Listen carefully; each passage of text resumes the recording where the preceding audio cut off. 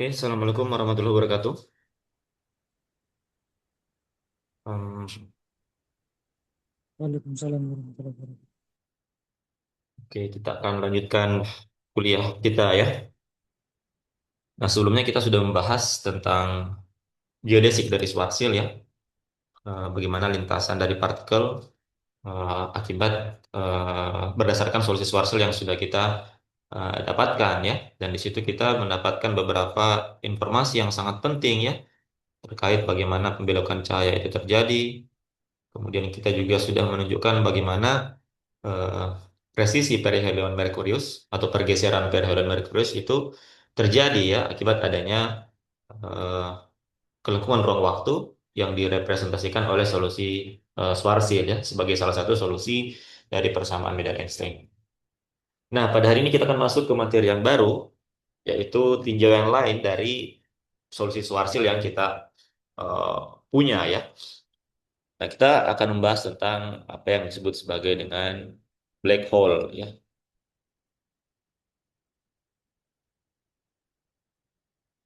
atau lubang hitam ya. Dan bahasan ini merupakan bahasan yang sangat menarik sekali ya. Apalagi mungkin kalian pernah baca atau lihat ya, beberapa tahun yang lalu itu telah ditemukan visual nyata atau foto secara nyata dari lubang hitam itu sendiri ya.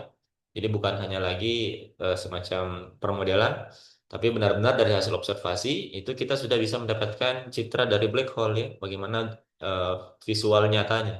Di mana dalam gambaran itu kita lihat dia berbentuk seperti cincin yang sangat terang ya. Nanti kita akan bahas apa penjelasannya. Tapi sebelum itu kita akan bahas bagaimana black hole dari tinjauan eh, dari solusi Schwarzschild yang kita kita sudah punya ya.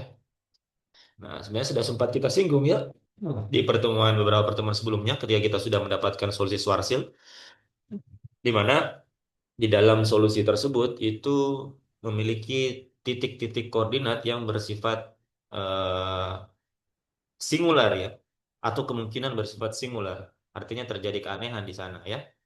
Kita mulai dari matriks Schwarzschild yang kita sudah turunkan ya. Kita tuliskan kembali. Sebelumnya kita sudah menurunkan elemen jarak dari solusi Schwarzschild di mana dx kuadrat itu sama dengan di sini kita kembalikan konstanta-konstanta yang sebelumnya kita eh, nyatakan dengan sama dengan satu ya seperti misalkan c ya. Jadi di sini kita tuliskan secara lengkap walaupun nanti kita akan sederhanakan lagi tapi kita tuliskan dulu secara lengkap. Kita punya dx kuadrat itu sama dengan minus c kuadrat satu dikali dengan satu dikurang 2 gm dibagi dengan c kuadrat t sorry c kuadrat r dt kuadrat ditambah dengan satu dikurang 2 gm per c kuadrat r pangkat minus satu dr kuadrat ditambah dengan r kuadrat d omega kuadrat ya di mana d omega kuadrat ini bagian spasialnya ya d omega kuadrat itu sama dengan d theta kuadrat ditambah dengan sin kuadrat theta dp kuadrat seperti itu. Nah, sebelumnya sudah kita tunjukkan bahwa ada koordinat yang membuat sehingga terjadi singularitas pada metrik ini ya. Ada dua titik. Yang pertama itu adalah R sama dengan nol ya. Kemudian yang kedua R itu sama dengan 2 GM per C kuadrat ya.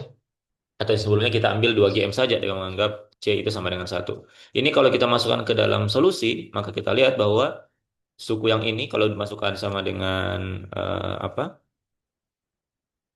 0 ya, maka suku ini akan menjadi tidak terdefinisi ya karena di sini pembaginya menjadi nol. Sama juga dengan suku yang kedua ya. Maka tidak ada nilai di situ yang bisa diketahui ya, sehingga terjadi keanehan di situ. Atau ketika kita masukkan R-nya sama dengan 2 GM per C kuadrat, kita masukkan ke sini, maka ini akan sama dengan satu. Nah, berarti di sini akan sama dengan nol ya. Nol berpangkat minus satu berarti akan ada suku satu dibagi dengan nol. Nah, itu juga memberikan suatu keanehan ya. Sehingga kedua titik ini itu dicurigai sebagai titik singular ya. Titik singular yang nanti menjadi cikal bakal dari lubang hitam.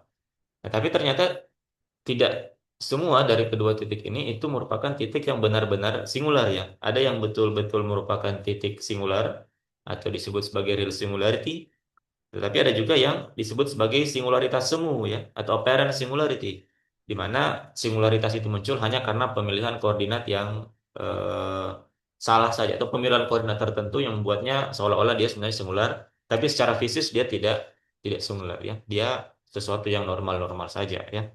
Namun ada sifat-sifat tertentu nanti yang berkaitan dengan lubang hitam itu sendiri.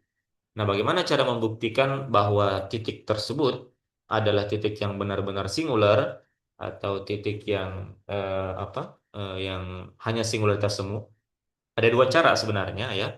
Nah, cara yang pertama itu adalah dengan kita meninjau besaran-besaran yang invarian terhadap transformasi pada elemen jarak yang kita punya ya. Nah, kita tahu bahwa metrik ini kan isi dari Despoja adalah metrik G-Mono ya, di mana G-Mono itu dia sifatnya eh, apa? Sifatnya dia tidak invarian. Artinya ketika kita transformasi metriknya nanti dia akan berubah bentuknya ya. Nanti kita akan tunjukkan sebentar bagaimana ketika kita transformasi metrik ini dia akan berubah bentuk. Nah, karena dia merupakan tensor ya, maka besaran-besaran invarian itu adalah besaran-besaran yang bersifat bersifat skala ya. Nah, itu metode yang pertama. Metode yang kedua, nanti kita akan transformasikan metrik ini. Setelah kita transformasikan, kita akan lihat apakah kedua titik ini masih benar-benar singular atau dia sudah tidak singular lagi ya. Kalau dia tidak singular lagi berarti dia hanya merupakan titik singular yang semu ya. Nah, metode yang pertama ini biasanya dilakukan dengan meninjau besaran yang invarian ya. Besaran yang invarian terhadap transformasi metrik yang kita punya, yaitu besaran-besaran skalar yang terkait dengan metrik tersebut ya, sebut saja misalkan R atau misalkan kontraksi dari R munu dan R munu varian dan R munu kontravarian, kemudian yang lain misalkan skala Riemann eh, R munu alfa beta, R munu alfa beta. Nah, khusus yang ketiga ini skalar yang ketiga ini skala Riemann atau biasa juga disebut sebagai skalar Kreismann ya, itu menunjukkan dia merepresentasikan tentang kelengkungan waktu, kelengkungan ruang ruang waktu. Nah, kalau kita meninjau ini, kita menghitung ini, maka kita bisa mendapatkan suatu besaran yang bisa menunjukkan apakah kedua titik ini merupakan titik yang singular atau bukan ya. Nah, tentunya ini tidak akan kita hitung sekarang, tidak akan kita hitung saat ini karena ini sangat panjang sekali ya. Kita sudah tahu bentuk R munu alfa beta seperti apa, yang ini juga kita sudah tahu bentuknya seperti apa. Isinya adalah ada simbol Christoffel dan turunannya sehingga akan sangat panjang dan ini berjalan ya, menu alfa beta itu berjalan dari 0 1 2 3. Nah, ini kalau kita hitung, kita cari Riemann tensor kovarian dan Riemann tensor kontravariannya, kemudian yang kovarian kita kontraksikan kepada eh, tensor Riemann kontravarian, dia akan menghasilkan skalar skalar Riemann. Nah, di mana ini kalau kalian hitung, ini saya kira kalian bisa coba sendiri ya. Ini kalau kita hitung, dia akan menghasilkan nilai seperti ini. R munu alfa beta kovarian dikontraksikan terhadap R munu alfa beta kontravarian itu akan sama dengan 48 G kuadrat M kuadrat per R pangkat 6. Jadi, nah ini kalau kita hitung ya, maka dia akan menghasilkan nilai seperti ini. Nah, sekarang kita bisa tinjau kalau misalkan dia bernilai ketika kita masukkan titik-titik ini, ketika dia memiliki nilai yang menentu, maka dia bukan merupakan titik yang singular. Tapi kalau dia tetap menghasilkan nilai yang tidak bisa diidentifikasi, ya, maka dia memang merupakan titik yang singular. Nah, kita lihat misalkan ketika di sini R-nya kita masukkan dengan 2 gm per c kuadrat, kalau R-nya sama dengan 2 gm per c kuadrat, kalau kita masukkan ke sini, kita ganti R-nya dengan ini, maka kita lihat bahwa nilai dari skala Riemann-nya itu dia berhingga ya, memiliki nilai tertentu. Atau dia memiliki nilai ya, dia memiliki nilai. Beda sebelumnya ya, kalau sebelumnya dia akan ada suku yang tidak terdefinisi. Nah, kalau misalkan R-nya sama dengan nol, nah kita lihat di sini akan menjadi suku pembaginya itu menjadi nol lagi. Artinya dia memang merupakan titik singular. Nah, maka dari peninjauan besaran skalar dari matriks Schwarzschild, yaitu di sini kita hitung adalah skalar Riemann, menunjukkan bahwa kedua titik ini itu tidak semuanya merupakan real singularity. Tapi titik nol ini memang titik yang real singularity atau singularitas yang nyata, real singularity. Yang ini itu hanya disebut sebagai apparent singularity ya, apparent singularity atau singularitas semu. Artinya singularitas ini itu muncul hanya karena pemilihan koordinat seperti ini dimasukkan ke dalam metrik yang kita punya ya, menghasilkan suku yang tidak terdefinisi.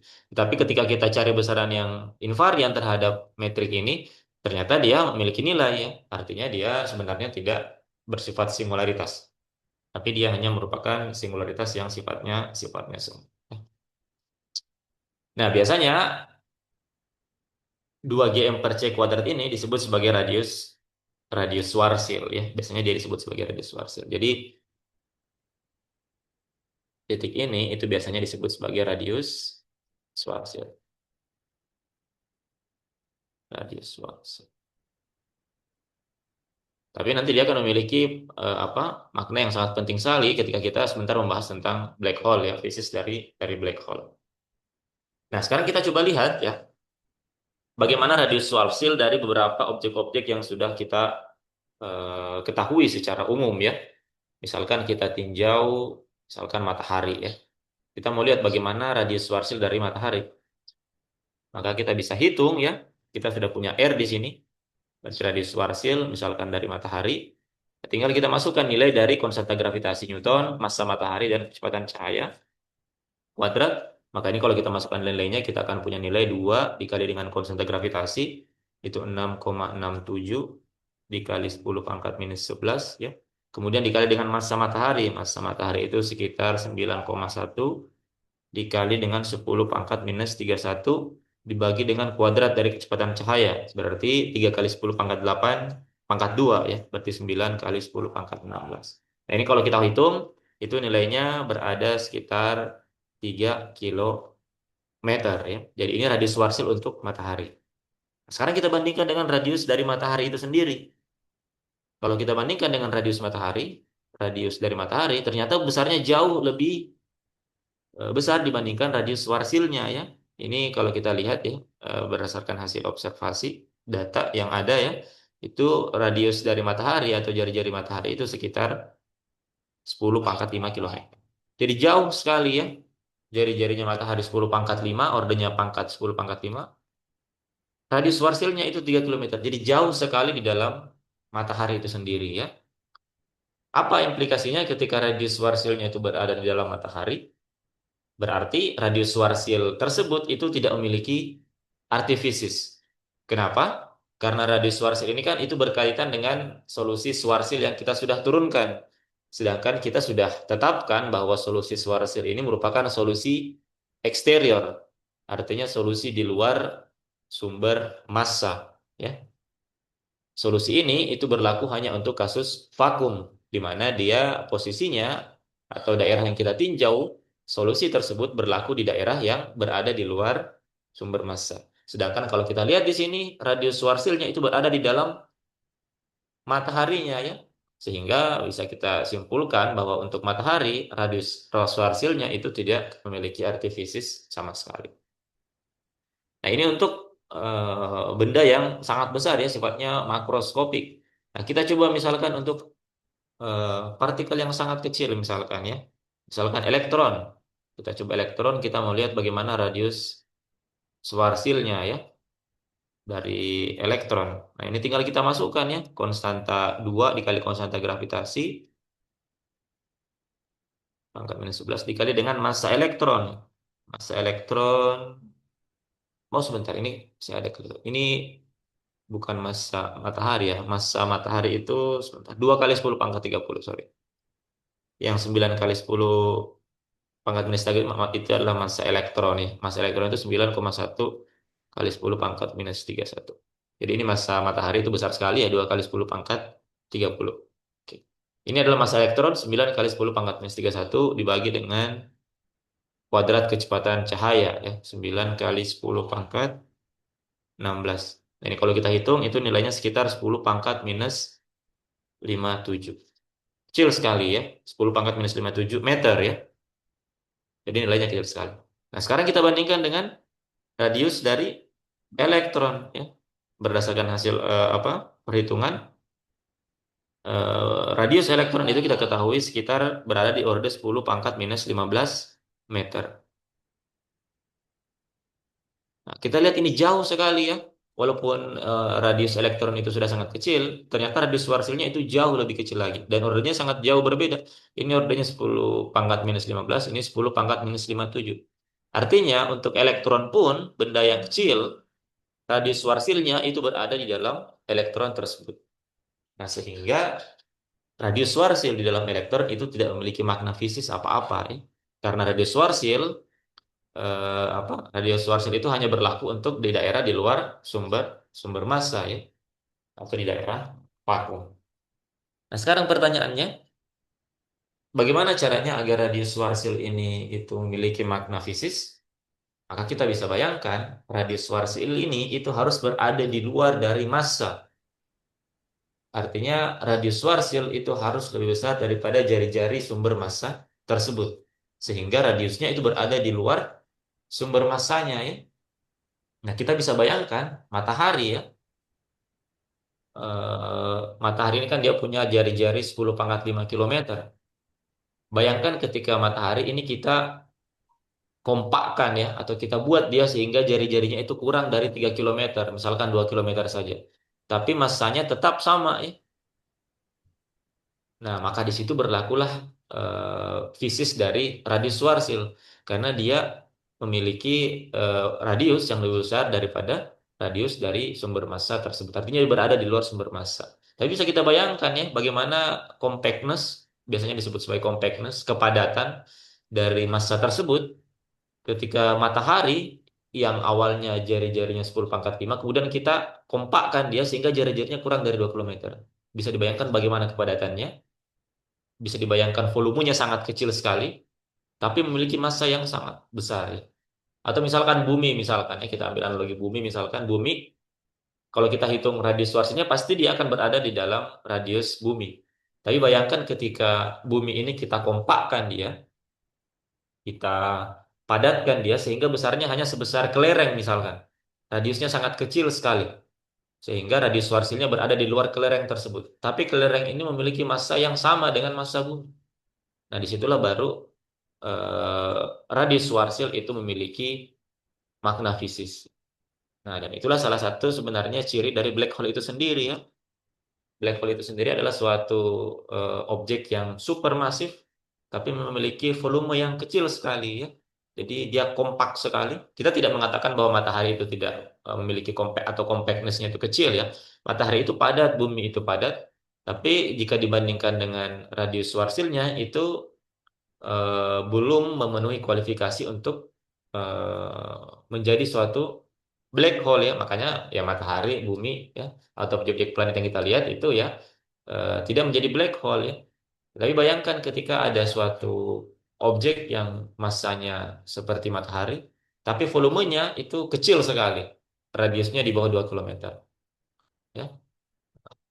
Maka dia akan menjadi suatu eh, objek yang supermasif sekali ya. Dan itu adalah salah satu ciri dari black hole itu sendiri ya. Oke, nah sekarang bagaimana untuk meninjau apa yang terjadi sebenarnya pada radius Schwarzschild tersebut ya. Misalkan ini ada suatu partikel yang supermasif, benda supermasif dengan radius Schwarzschild tertentu.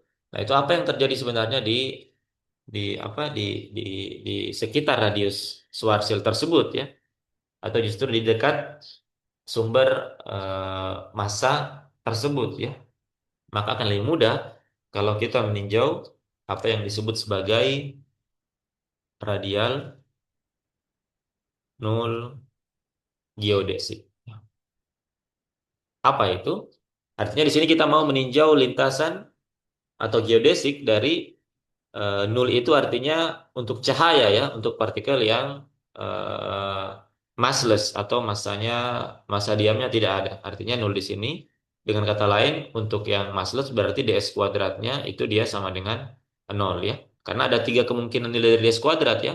Ds kuadrat berdasarkan metrik yang kita punya itu dia bisa mempunyai dia tiga nilai ya. Dia bisa saja kurang dari nol. Ini disebut sebagai time lag, apa daerah yang eh, seperti waktu. Ini tempat di mana kita hidup ya, di mana kecepatannya itu di bawah kecepatan cahaya. Kemudian yang kedua dia mungkin saja sama dengan nol. Ini disebut sebagai null light atau light light ya. Ini untuk cahaya ya, di mana kecepatannya itu sama dengan kecepatan cahaya. Cahaya bisa eksis di daerah ini. Kemudian yang kedua ketika lebih besar daripada nol. Ini biasanya disebut sebagai space light.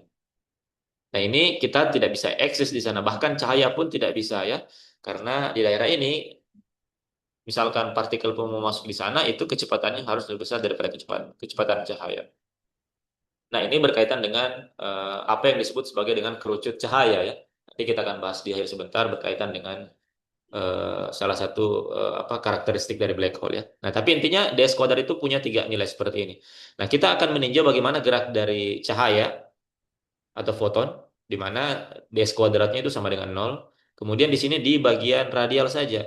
Artinya theta dan pi-nya itu dia konstan ya. Kita hanya meninjau gerak cahaya di bagian radialnya saja. Nah, sehingga kita bisa mereduksi matriks Schwarzschild yang kita punya ya. Kalau ds kuadratnya sama dengan nol, berarti ini sama dengan nol. Kalau theta dan pi-nya sama dengan nol, berarti ini sama dengan nol. Menyisakan dua suku ini saja ya.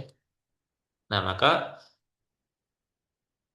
kita bisa tuliskan di sini ketika kita meninjau ini ya, maka di sini eh, karena theta dan pi-nya itu dia konstan, maka implikasinya d omega kuadrat itu akan sama dengan nol ya, turunan dari theta dan pi. Kemudian yang ini d kuadratnya akan sama dengan nol ya, karena dia berkaitan dengan cahaya. Sehingga sekarang persamaan metriknya atau elemen jaraknya itu sama dengan di sini ruas kiri menjadi sama dengan nol, ds kuadratnya sama dengan nol, kemudian di sini sama dengan minus satu dikurang. Nah, di sini kita kembalikan lagi apa em, variabel yang kita gunakan sebelumnya ya 2gm kita anggap sama dengan 2m kecil ya. Kemudian c kuadrat kita anggap sama dengan satu ya untuk simplifikasi perhitungan. Maka di sini kita akan tuliskan di sini sama dengan 2m per r dt kuadrat. Di sini ditambah satu dikurang 2m per r pangkat minus satu di r kuadrat. Yang bagian spasialnya sama dengan nol ya. Nah, sehingga ini bisa kita, kalau ini kita pindahkan ke ruas kiri, ya, maka kita akan dapatkan satu dikurang 2m per r dt kuadrat itu sama dengan satu dikurang 2m per r pangkat minus satu di r kuadrat. Atau kalau kita mau hubungkan antara dt dan r,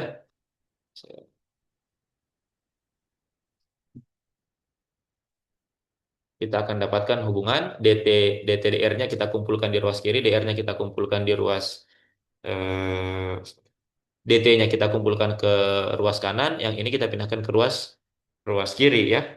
Maka kita akan dapatkan dr dt kuadrat ya. dt-nya kita pindahkan ke ruas kanan, berarti kita punya dr per dt kuadrat itu sama dengan kemudian yang ini kita pindahkan ke ruas kiri ya. Ini kita pindahkan ke ruas kiri, maka akan menjadi ini sama dengan satu dikurang 2m per r dibagi dengan satu dikurang 2m per r pangkat minus satu. Ini bisa naik ke atas, ini sama berarti menjadi pangkat 2 ya. Satu dikurang 2m per r pangkat 2 ya. Atau dengan kata lain, kita punya hubungan dr dt itu sama dengan plus minus dari satu dikurang 2m per R ya. Atau ini kalau kita bongkar persamaannya, ini akan sama dengan, kita samakan penyebutnya berarti sama dengan plus minus R dikurang 2m per R seperti ini ya. Nah, jadi kita punya persamaan dr dt itu sama dengan plus minus R kurang 2M dr. Nah, di sini kita bisa dapatkan solusi untuk T-nya atau R-nya ya. Kita bisa nyatakan R dalam T atau T dalam R dengan melakukan integrasi ya, integrasi langsung. Saya kira ini mudah. Kita bisa dapatkan persamaannya, misalkan dt-nya kita mau cari ya. Maka kita akan punya di sini dt itu sama dengan dt-nya kita pindahkan ke ruas kanan, yang ini kita pindahkan ke ruas kiri, berarti ini sama dengan dt sama dengan plus minus, berarti R per R kurang 2M dr ya. Baru kemudian kita integralkan kedua ruas ya. Ini saya kira mudah integralnya ya. Ruas kiri tentunya karena dia konstan berarti integral dari dt itu sama dengan t. Kemudian ini sama dengan ini plus minus. Akar ini, integral dari ini itu saya kira mudah. Ini bisa kita modifikasi atau saya tuliskan saja. Ini bisa kita tuliskan seperti ini. Kita mau pecah dia supaya lebih mudah kita integralkan. Ini bagian pembilangnya bisa kita tuliskan seperti ini. R kurang 2M ditambah 2M ya. Minus 2M tambah 2M sama dengan 0 ya. Berarti sama dengan R. Bagi dengan R kurang 2M dr. Nah ini bisa kita pisahkan sekarang ya. Integral dari R dikurang 2M per R dikurang 2M ditambah 2M per R dikurang 2M dr ya. Ini sama dengan 1. Ini 2M-nya bisa keluar ya dari integral karena dia konstan. Berarti ini sama dengan integral dari R, integral dari 1 dr ya. Ini sama dengan 1. Kita pisahkan integralnya. Ditambah dengan ini 2M-nya bisa keluar. Integral seper R kurang 2M. Ini hasilnya mudah. Ini sama dengan R ditambah dengan 2M dikali dengan integral dari seper R kurang 2M. Itu adalah ln dari R kurang 2M ya. Sini biasanya ditaruh nilai mutlak. Ditambah dengan konstanta. Nah, sehingga sekarang kita dapatkan persamaan untuk waktunya ya. Untuk kasus radial nul geodesik itu R sama dengan di sini ada plus minusnya ya. Ini ada plus minusnya di sini, plus minus. Sorry, T sama dengan plus minus ini harusnya T. Kita dapatkan solusi T-nya itu sama dengan plus minus R ditambah dengan 2M ln R dikurang 2M ditambah dengan K ya, seperti ini.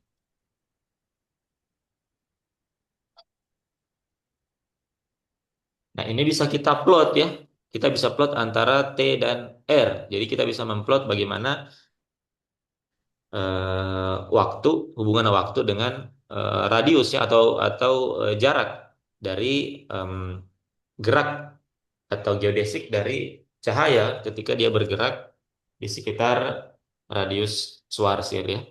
Ini bisa kita apa? Kita bisa plot dengan menggunakan aplikasi ya, bisa menggunakan matematika atau Maxima atau apapun.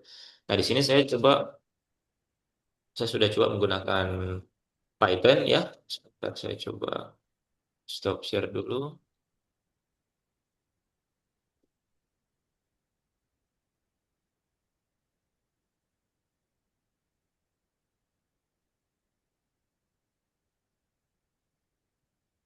Saya share Python-nya. Oke. Nah, ini sudah saya coba buat plottingnya melalui Python. Nah, ini bisa kalian juga coba nanti ya. Ini untuk melihat bagaimana koordinat yang menghubungkan antara waktu dan radius ya untuk kasus radial nol geodesik. Ini kalau kita coba running, maka kita akan dapatkan plot ya antara T dan R, waktu dan radius ya. Nah, kita lihat plotnya seperti ini ya. Ini kita coba copy dulu, kita pindahkan di slide, kemudian kita bahas ya.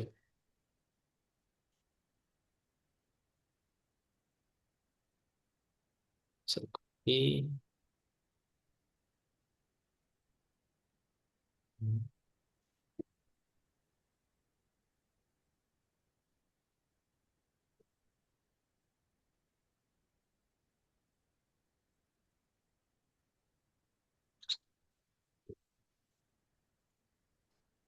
Jadi kalau kita plot persamaan yang tadi ya, persamaan ini kita kita plot, kita akan dapatkan bentuk plot seperti ini ya.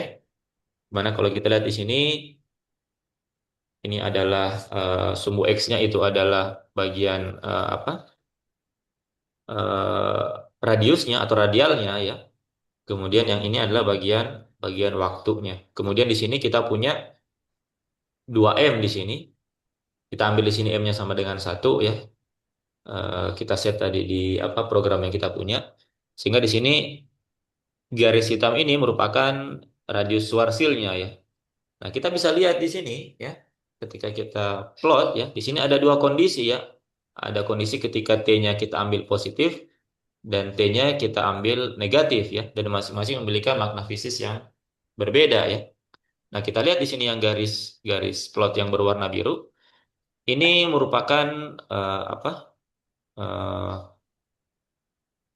Plot dari eh, lintasan dari cahaya ya antara waktu dan jaraknya dari apa radius Schwarzschild di sini ya. Yang ini yang biru itu disebutnya sebagai outgoing ya. Artinya di sini solusi positifnya. Sebentar, ini saya ambil warna hitam saja.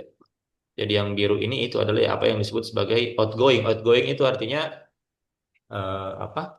Cahayanya itu bergerak keluar menjauhi radius Schwarzschild ya. Jadi ada dua kondisi di sini. Daerah di mana lebih besar daripada 2M, yaitu di sini. Di daerah sini itu lebih besar daripada 2M. Yang di sini itu radiusnya kurang dari 2M ya. Nah, kita lihat di sini. Yang ini itu adalah cahaya yang di daerah di luar dari radius Schwarzschild. Itu kita plot. Di sini lintasannya itu menjauhi apa? Menjauhi dia dapat menjauhi radius Schwarzschild ya. Walaupun ketika dia dekat dengan radius Schwarzschild dia itu apa menuju garis vertikal yang asimptotik. Artinya dia tidak akan pernah melewati batas 2M. Jadi dia akan kalau kita plot sampai ke bawah sekali di sini, maka dia akan terus apa bergerak secara asimptotik ke arah sumbu vertikal waktu ya. Nah, sedangkan yang dikurang dari 2M, dia juga berusaha untuk keluar ini ya, bergerak menjauhi radius radius Schwarzschild, tapi dia tidak bisa keluar ya. Dia justru bergerak menuju ke pusat koordinat ya, ke titik R sama dengan 0. Ini keduanya adalah apa yang disebut sebagai dengan kondisi outgoing, artinya cahayanya menjauhi menjauhi apa? Menjauhi radius Schwarzschild. Nah, kemudian yang garis putus-putus ini itu disebut sebagai ingoing ya. Ketika T-nya kita ambil minus di sini ya. Yang ini itu adalah kasus ingoing ya. Artinya cahayanya itu bergerak menuju ke radius Schwarzschild. Ketika dia bergerak menuju radius Schwarzschild, kita lihat di sini bahwa terjadi pembelokan di sini ya. Ketika dia mendekati radius Schwarzschildnya, maka gerak dari cahayanya itu menuju ke asimptotik ke arah sumbu vertikal ya di titik R sama dengan 2M. Artinya di sini cahayanya seolah-olah tidak akan pernah bisa melewati eh, titik radius Schwarzschild ini. Begitu juga yang dari dalam ya. Yang dari dalam, cahaya yang dari dalam ketika dia berusaha untuk bergerak menuju ke radius Schwarzschild, maka dia akan terbelokkan ya dan menuju ke apa titik yang asimptotik ke arah sumbu Y vertikal. Sehingga kita bisa melihat di sini seolah-olah ada batas di sini ya. Ada batas yang tidak lain adalah titik radius Schwarzschild ya. Dia semacam menjadi pembeda antara daerah di luar radius Schwarzschild dan daerah di dalam radius Schwarzschild. Karena kita lihat di sini plot dari lintasan lintasan cahaya ya. Jadi seolah-olah dia menjadi semacam barrier atau batas dari cahaya yang bergerak di sekitar radius Schwarzschild tersebut. Dan memang kalau kita coba ini ya, kita coba masukkan nilai radius ini ke dalam apa? Ke dalam metrik yang kita punya ya. Kalau kita misalkan tinjau kembali ke apa? Tinjau kembali apa radius Schwarzschild yang kita punya solusi Schwarzschild itu kan ds kuadrat sama dengan minus 1 dikurang 2M per R dt kuadrat ditambah dr kuadrat 1 dikurang 2M per R ditambah dengan R kuadrat di omega kuadrat ya. Ini bagian spasialnya. Nah, perhatikan kalau kita masukkan R-nya lebih besar daripada 2M, kalau kita masukkan R-nya lebih besar daripada 2M, artinya di luar apa? Radius Schwarzschild, maka kita lihat ya, misalkan kita ambil 3M ya, R-nya lebih besar daripada 2M, kita ambil 3M misalkan. Kita ganti di sini 3M, ini tandanya minus ya. Kalau di sini 3M, berarti di sini menjadi 2M per 3M. 2 per 3, 1 dikurang 2 per 3 itu tetap positif. Ketemu negatif, dia akan tetap, tandanya tetap negatif ya. Kemudian yang bagian ini, kalau di sini juga apa, dia sama dengan 3M, maka ini akan tetap positif ya. Maka tandanya, tanda dari Gemununya itu masih tidak ada masalah ya. Sign dari signature dari Gemununya itu masih sesuai dengan apa yang kita ambil di awal ya. Nilainya itu lah minus, positif, positif seperti ini. Di mana koordinat T-nya itu masih bersifat timeline ya. Yang R itu tetap space-like ya, bagian ruangnya. Nah, tapi perhatikan ketika R-nya itu kita ambil kurang dari 2M ya. Misalkan M kan kurang dari 2M Jadi ya. kalau kita Kalau kita berkembang ganti bagaimana di kita sini bisa R-nya ada sama bola dengan M, bertemu dan juga ada metastasium dan yang kita inginkan bola awan dan struktur lucid dan bola abu-abu jalan yang boleh membawa analisa di pertumbuhan.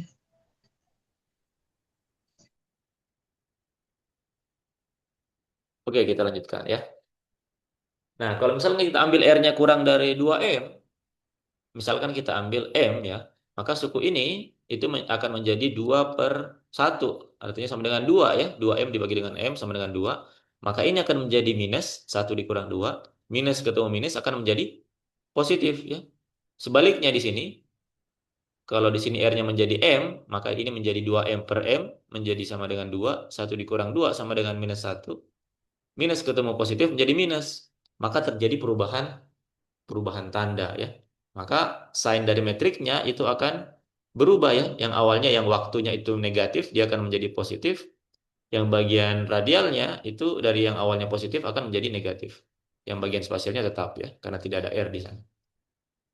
Nah, jadi di sini kita lihat bahwa seolah-olah 2M ini menjadi pembatas di mana terjadinya perubahan sifat dari koordinat waktu dan koordinat ruang ya.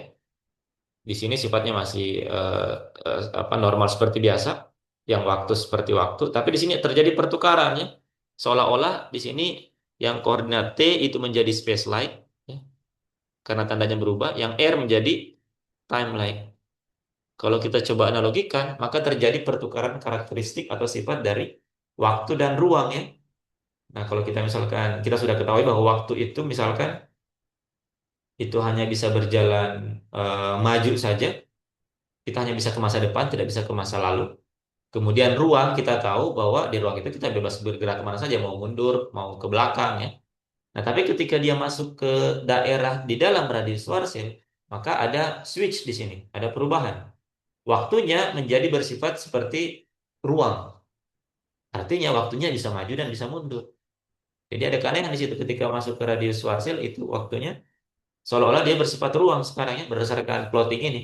Dia bisa maju, dia bisa ke masa depan dan bisa ke masa lalu. Dan bagian apa ruangnya itu bersifat timeline. Artinya dia hanya bisa maju saja, dia tidak bisa mundur ya, sebagaimana di luar radius Schwarzschild.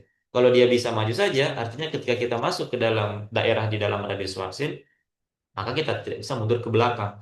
Artinya kita tidak bisa keluar lagi dari radius tersebut. Nah, disitulah terlihat bahwa ternyata di sini seolah-olah 2M ini memiliki suatu karakteristik tertentu yang menjadi barrier ya, terjadi perubahan sifat eh, antara waktu dan ruang. Ketika berada di luar radius Schwarzschild, sifat dari waktu dan ruang itu normal-normal saja. Tapi ketika dia melewati radius Schwarzschild terjadi hal yang aneh di mana ruang dan waktu itu sifatnya bertukar. Ruang menjadi waktu menjadi bersifat seperti ruang yang bisa maju mundur, bisa ke depan, bisa ke masa depan, ke masa lalu. Tapi yang bagian ruangnya dia hanya bisa maju saja, ya. Sebagaimana sifat waktu di luar radius Schwarzschild. Seperti itu. Nah, tapi kita tahu tadi di atas ya bahwa sebenarnya 2M itu bukan titik singular ya. Walaupun di sini menurut koordinat dari apa ini itu dia merupakan sesuatu yang aneh ya karena dia menjadi barrier di sini. Tapi kita sudah tunjukkan di atas tadi bahwa sebenarnya 2M itu bukan merupakan titik singular ya. Dia hanya merupakan suatu em, singularitas yang sifatnya semu ya. Nah, maka untuk lebih memahami bagaimana sifat dari radius Schwarzschild ini untuk menunjukkan kembali apakah memang betul dia itu bukan merupakan titik singular ya, maka kita bisa meninjau sistem yang kita punya dengan melakukan transformasi koordinat ya, transformasi koordinat. Oh iya. Nah, ini biasanya kalau kalian coba nanti search di referensi ya, ini biasanya disebut sebagai koordinat turtois ya. Ini biasa disebut sebagai koordinat turtois. Turtois itu dari kata kura-kura ya. Kenapa dia kura-kura? Disebutnya sebagai koordinat kura-kura karena kalau kita lihat di sini perjalanan cahaya yang ingoing yang berusaha masuk ke apa berusaha masuk ke radius Schwarzschild itu dia tidak akan pernah bisa masuk ya seolah-olah dia menuju waktu yang tak hingga ke atas ya ini kan kalau T-nya terus ke atas berarti menuju tak hingga tapi dia tidak akan masuk-masuk ke dalam radius Schwarzschild. Artinya ketika di sini itu waktu seolah-olah melambat ya, yang awalnya dia mengarah untuk melewati radius Schwarzschild tersebut, tetapi ketika dia mendekati dia malah tidak masuk-masuk ya. Artinya ketika itu waktu menjadi sangat lambat ya, seolah-olah menjadi sangat lambat dan itu dianalogikan seperti kura-kura ya yang berjalan lambat. Makanya biasanya disebut sebagai tortoise coordinate ya. Nah, tapi kita sudah tahu di atas ya berdasarkan skala Riemann di atas tadi bahwa radius Schwarzschild itu bukan merupakan eh, titik singular ya. Maka untuk lebih memahaminya kita melakukan transformasi koordinat ya.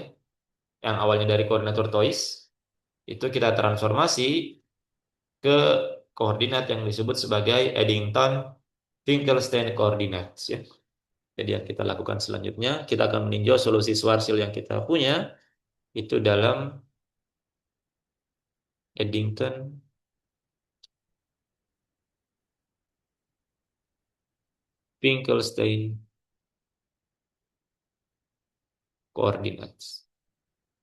Nah, kita melakukan transformasi koordinat, artinya koordinat T dan R itu kita transformasikan. Nah, tujuannya adalah kita ingin menghilangkan dalam tanda kutip sifat singularitas dari radius Schwarzschild ya, yang awalnya di atas tadi itu kita masih melihat bahwa di sini dia terjadi anomali keanehan di sini ya. Tapi secara perhitungan skala Riemann di atas dia bukan merupakan titik singular. Maka kita lakukan transformasi koordinat pada koordinat Eddington-Finkelstein untuk menghilangkan singularitas dari radius Schwarzschild tersebut. Bagaimana caranya? Jadi kita lakukan transformasi pada koordinat T dan R ya. Jadi T dan R itu kita transformasikan sebut saja misalkan menjadi koordinat T tilde dan R tilde ya. Di mana di sini T tilde itu sama dengan T plus minus 2M ln R dikurang 2M dibagi dengan 2M. Kemudian yang R tilde tetap ya. R tilde itu sama dengan R saja. Nah, jadi yang sebenarnya kita lakukan transformasi adalah transformasi terhadap waktunya ya. Nah, tentunya ketika kita melakukan transformasi terhadap T dan R, metriknya nanti akan berubah ya. Bentuk metrik ini akan berubah. Tapi tidak mengubah fisis dari ds kuadrat. Jadi ds kuadrat itu sifatnya invarian ya. Dia harus sifat invarian. Jadi walaupun kita melakukan transformasi di ruas kanan, maka itu tidak akan mengubah sifat fisis dari ds kuadrat. Jarak yang diukur ini kan ds kuadrat itu apa menunjukkan jarak yang diukur apa jarak antara dua titik dalam ruang waktu ya. Jarak yang diukur antara dua titik dalam ruang waktu. Jadi walaupun kita mengubah koordinat dalam eh, komponen dari metrik di ruas kanan, itu tidak akan mengubah besar jarak yang diukur. Ya. Jadi fisis ds kuadratnya tidak berubah ya. Walaupun di sini dia berubah komponennya nanti ketika kita melakukan transformasi koordinat ya. Nah, kita lakukan transformasi untuk waktu seperti ini ya. Nah, maka kita dapatkan sekarang kalau kita apa?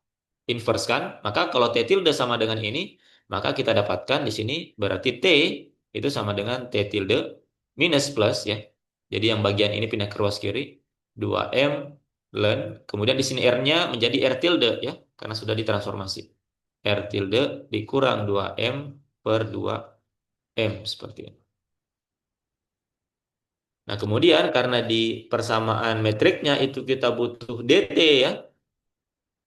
Nah, di sini kita butuh DT kuadrat, DR kuadrat, maka kita hitung diferensial ya, diferensial dari DT ini ya.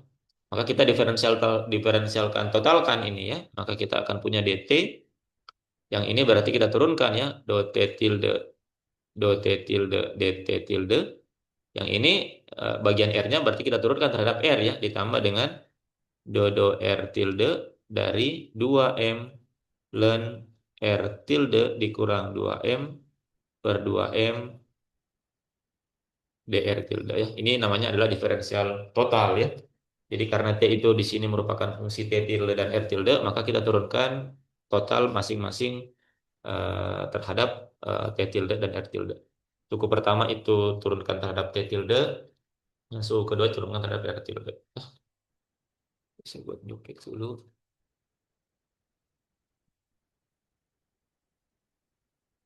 Nah, ini tinggal kita selesaikan integralnya ya.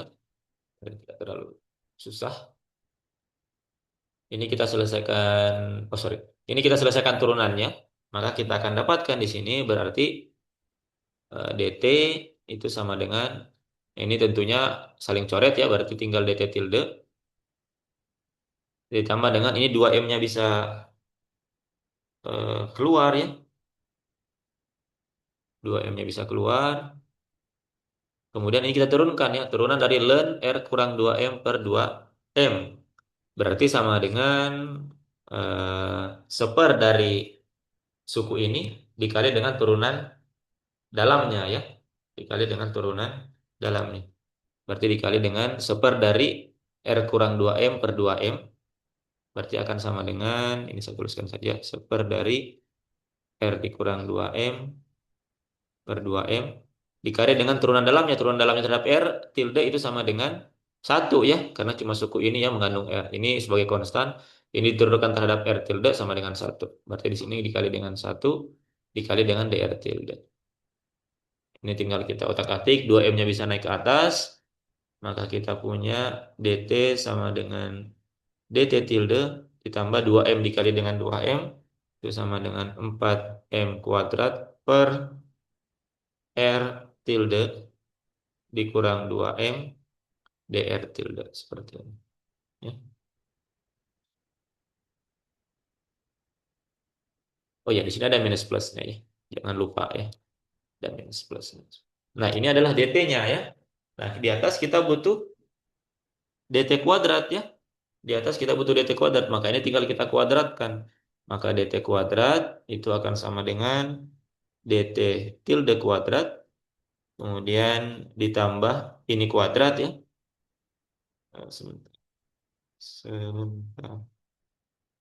Oh sorry, saya ada yang keliru perhitungannya di sini. Sebentar. Di sini harusnya turunan dalamnya, ini kan R per 2M ya. Turunan dari R per 2M. Turunan dari ln R kurang 2M per 2M adalah seper dari yang ini, adalah ini ya. Kemudian turunan dalam dari ini ya. Turunan dalam dari ini itu adalah seper 2M ya.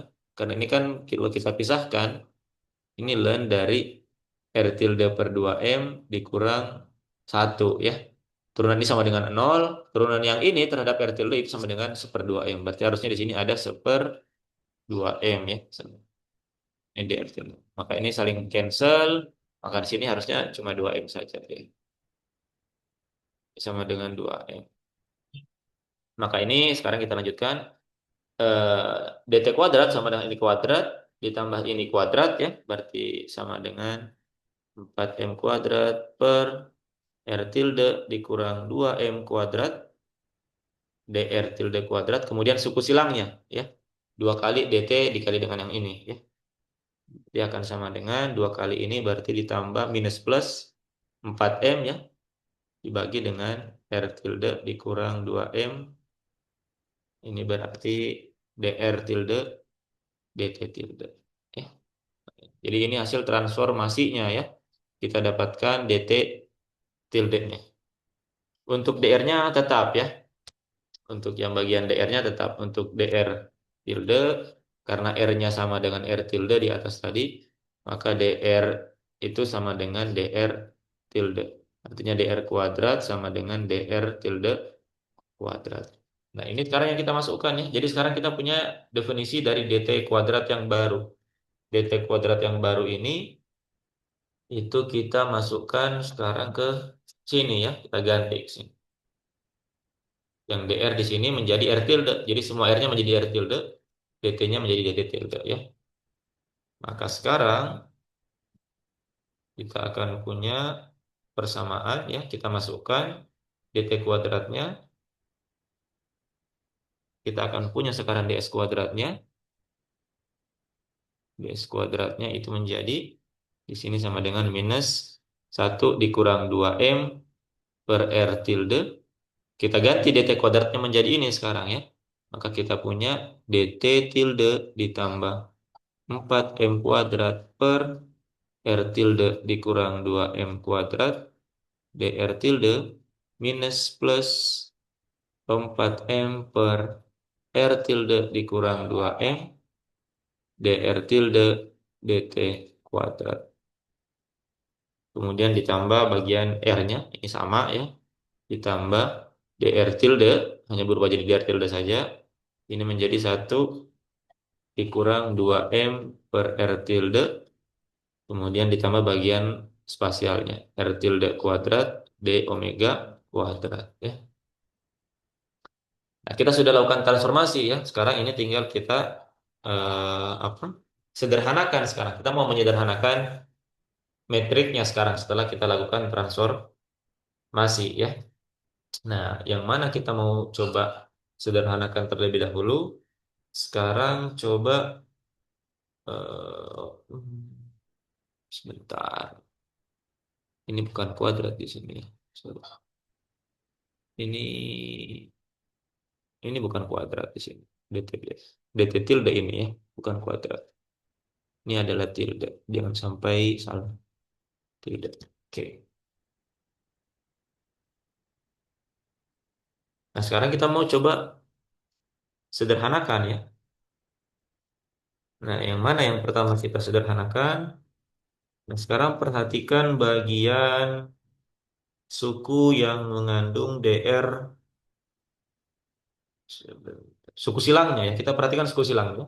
Yang ini ya, suku silang antara DR DT. Ini kita coba mau sederhanakan dulu. Ini kita kalikan dengan yang ini berarti ya. Yang ini dikalikan masuk ke dalam dalam sini ya. Kita coba dulu sederhanakan bagian suku silangnya ya. Kita punya bagian suku silang antara DR DT ya. Kita punya di situ bagian ini ya. 1 dikurang 2M per R tilde dikali dengan 4M per R tilde dikurang 2M ya. Nah, perhatikan suku yang ini itu bisa kita samakan penyebutnya ya. Maka akan menjadi R tilde dikurang 2M per R tilde kemudian dikali dengan 4M per R tilde dikurang 2M. Ini bisa saling cancel, maka suku silangnya itu sama dengan 4M per R tilde ya. Jadi suku ini dikali dengan suku yang ini itu sama dengan 4M per R tilde. Nah, sehingga sekarang persamaannya menjadi lebih lebih sederhana ya. Maka kita akan tuliskan saja kembali. Maka kita akan punya DS kuadrat itu sama dengan minus 1 dikurang 2M per R tilde dikali dengan DT tilde ya, suku pertama yang ini. Kemudian suku kedua yang ini dengan yang ini ya. Kita akan punya ditambah 4M kuadrat dibagi dengan R tilde dikurang 2M kuadrat dikali dengan ini ya. Dikali dengan ini jadi minus, sorry, karena ada minusnya. Ini jadi minus dikali dengan 1 dikurang 2M per R tilde DR tilde Kemudian suku silangnya ya, yang ini dikali dengan ini tadi sisa 4M per LTD ya. Ini menjadi plus minus 4M per R tilde, DR tilde, DT tilde. Kemudian ditambah suku selanjutnya ya. Ini tetap DR tilde 1 dikurang 2M per R tilde. Ini DR tilde kuadrat. Sorry, ini ada kuadrat di sini. Ini juga ada kuadrat ya. Sebentar. Kemudian ditambah bagian spasialnya ya. Ditambah dengan R kuadrat, R tilde kuadrat, D omega kuadrat ya. Nah, sekarang ini tinggal kita sederhanakan ya. Ini bisa kita gabungkan yang sama-sama punya DR kuadrat. Ini harusnya ada DR kuadrat di sini. Kuadrat. Ya. Nah, ini sorry, ini kuadrat ya. Kuadrat. Ini kuadrat. Ini kan DR kuadrat. Harusnya di sini kuadrat. DR tilde kuadrat. Nah, kita kumpulkan suku-suku yang mempunyai suku diferensial yang sama ya. Berarti bagian yang ini itu kita kumpulkan dengan yang ini ya. Kita kumpulkan. Kita akan dapatkan, ini bisa kita sederhanakan saja dulu ya. Kedua suku ini kita akan dapatkan, berarti kita punya 1 per ini ditambah dikurang yang ini ya. Kita punya 1 per 1 dikurang 2M per R tilde itu dikurang 4M kuadrat per R kuadrat ini tilde, sorry, ini tilde semua sekarang. R kuadrat dikurang 2M kuadrat ini 1, sorry, 1 dikurang 2M per R tilde seperti ini ya. Jadi suku yang ini itu kita kumpulkan dengan eh, suku yang ini ya, kita kumpulkan. Maka ini bisa kita sederhanakan ya. Ini bisa kita sederhanakan. Sebentar. Bagaimana caranya? Sebentar. Saya mau coba sederhanakan dia.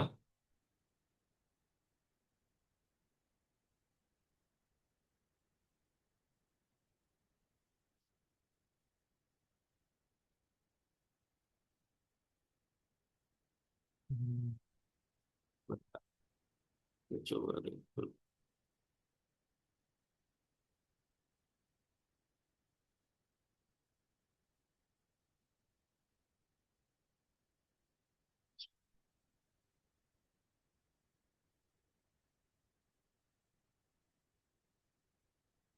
Kalau ada yang mau ditanyakan silakan dipotong saja ya.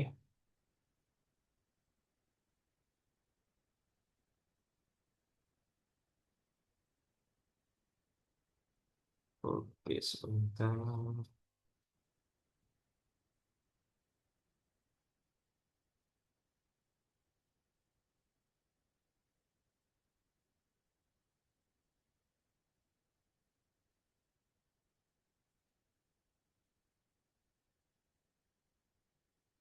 Saya mencoba menyederhanakan suku yang ini itu dengan sifat kuadrat sempurna ya, sebentar.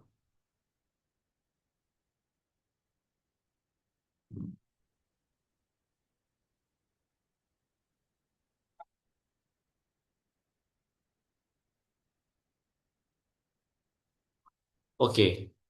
Nah, sekarang perhatikan suku yang ini ya. Suku yang ini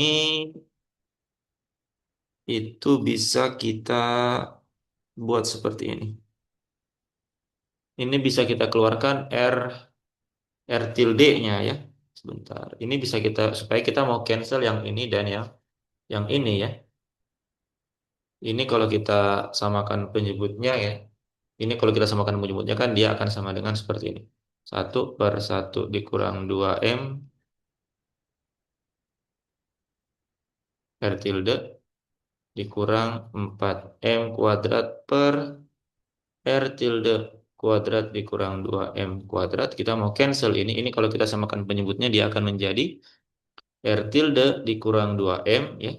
Perhatikan per R tilde ya. Seperti ini.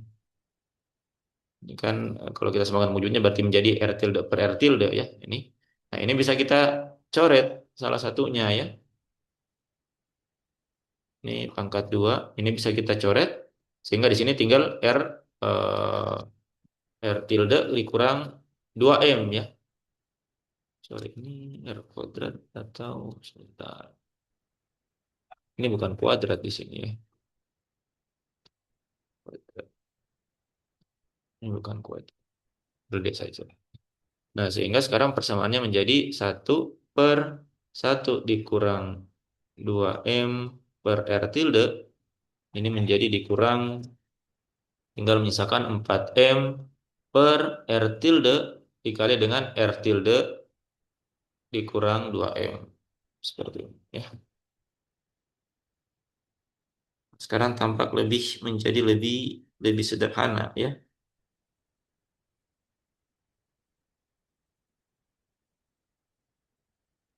Sekarang apa yang mau kita lakukan kembali? Perhatikan, ini kalau R kuadratnya kita keluarkan, maka dia akan punya pembilang yang sama dengan yang ini ya. Ini bisa menjadi 1/1 dikurang 2M per R tilde dikurang menjadi 4M per R tilde kuadrat.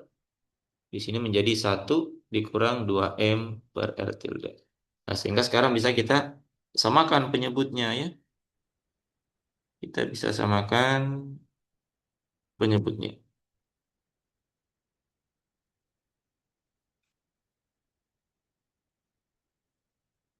Kalau kita samakan penyebutnya ini berarti kita kalikan dengan R tilde kuadrat, ini menjadi R tilde kuadrat ya. Kita samakan penyebutnya. Nah, sehingga sekarang persamaannya menjadi eh, ini menjadi R tilde kuadrat dikurang 4M dibagi dengan R tilde kuadrat 1 dikurang 2M per R tilde ya. Ini bisa kita sederhanakan sekarang ya persamaannya. Ini menjadi R tilde-nya bisa keluar ya. Ini kita mau coret R tilde-nya bisa keluar, maka kita bisa tuliskan seperti ini, R tilde kuadrat dikali dengan 1 dikurang 4M per R tilde kuadrat dibagi dengan R tilde kuadrat 1 dikurang 2M per R tilde kuadrat. Ini bisa kita coret. Kemudian bagian pembilangnya di sini, ini ingat kuadrat sempurna. Kita punya sifat A kuadrat dikurang B kuadrat itu sama dengan A plus B dikali dengan A kurang B ya. Nah, itu mirip dengan yang ini ya. Ini sebagai A kuadratnya, ini sebagai B kuadratnya ya. Artinya B-nya sama dengan 2M per R kuadrat ya.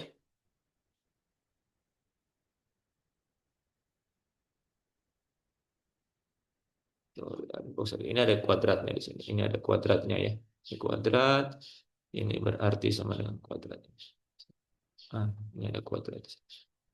Nah, ini bisa kita pecah ya. Ini kita sudah coret. Ini akan sama dengan 1 dikurang 2M per R tilde kuadrat atau R tilde R tilde.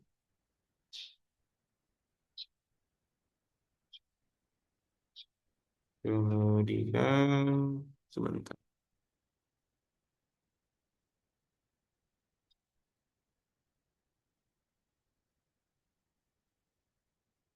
Ini menjadi 1 ditambah 2M per R tilde.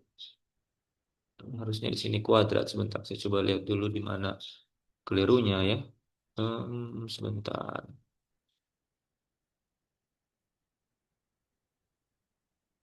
Di mana kita punya keliru? Sebentar. Ini harus teliti ya, yang seperti ini yang membutuhkan ketelitian karena kalau kita salah satu kurang teliti satu baris saja, maka ke belakangnya itu akan keliru seterusnya ya. Hmm. Sorry, di sini harusnya sebentar.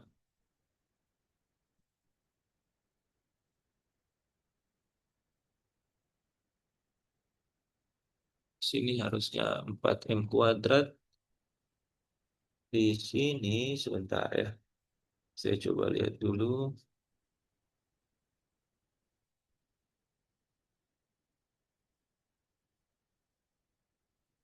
Kita coba cek dulu perhitungan di atasnya ya. Di mana tak, karena saya mau cancel nanti antara ini dengan salah satu suku di sini ya, sehingga tinggal menyisakan satu suku saja. Harusnya di sini dia juga kuadrat, harusnya di sini berarti R pangkat 4 berarti. Sebentar saya coba cek dulu. Harusnya di sini R di sini. Harusnya dia sudah benar di sini R. Tapi yang bagian ini itu, oh sorry, di sini harusnya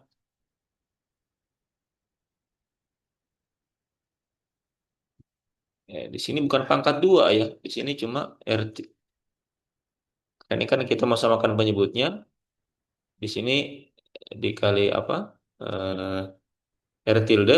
Berarti di sini dikali R tilde per R tilde ya. Ini bukan kuadrat di sini. Harusnya di sini bukan kuadrat. Berarti di sini bukan eh, kuadrat di sini. Berarti di sini sebentar. Kita harus hati-hati di sini. Di sini kita mau keluarkan sebentar.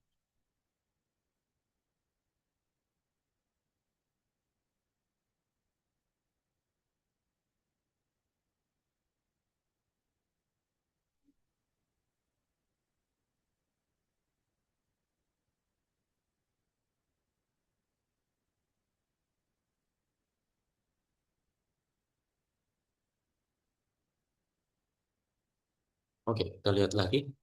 Ini koefisien bagian DR kuadratnya ya. Bagian DR kuadratnya itu adalah 1/1 kurang 2M/R. Oke, ini 4M² kurang. Oke, oke. Ini sudah benar. Di sini,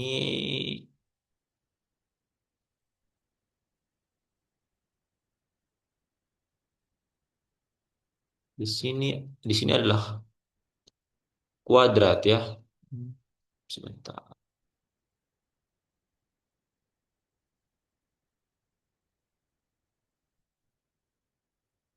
Oke, ini sudah benar. Ini sudah benar. Kemudian di sini, jadi di sini harusnya jadi R tilde saja ya. Ini dikali dengan R tilde di sini ya, berarti bukan kuadrat di sini. R tilde. Ini bukan kuadrat di sini ya. Nah, ini kan bukan kuadrat. Kita mau samakan penyebutnya. Jadi seperti ini. Berarti di sini R tilde dikurang 4M per, oke sudah benar. Di sini R yang kita keluarkan, di sini 4M per R tilde berarti di sini.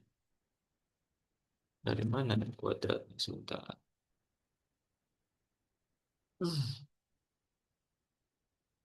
R kuadrat dikurang 4M² per R kuadrat.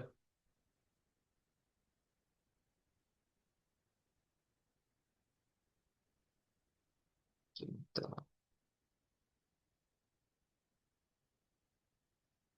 Saya coba perhatikan catatan saya lagi ya. Hmm. Bisa juga dilihat-lihat, coba dilihat di mana kira-kira letaknya. 4M². Oke. Oke.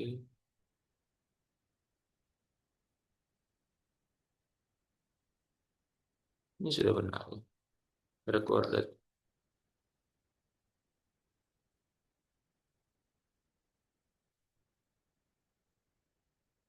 Sebentar, ini kayaknya kelirunya ada di sini.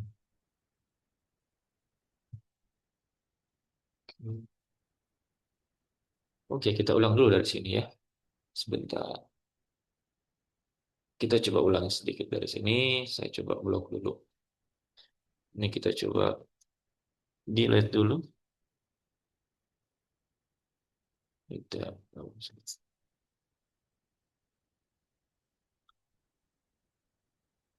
ini kita coba delete dulu. Tampaknya kesalahannya ada di sini. Oke, kita coba ulangi perhitungannya sedikit.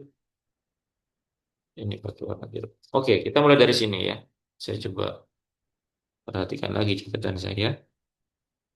Di sini kita punya suku yang ini itu bisa kita tuliskan seperti ini. Bagian yang ini itu kita bisa tuliskan seperti ini. 2M per R tilde dikurang 2M pangkat 2 seperti ini ya.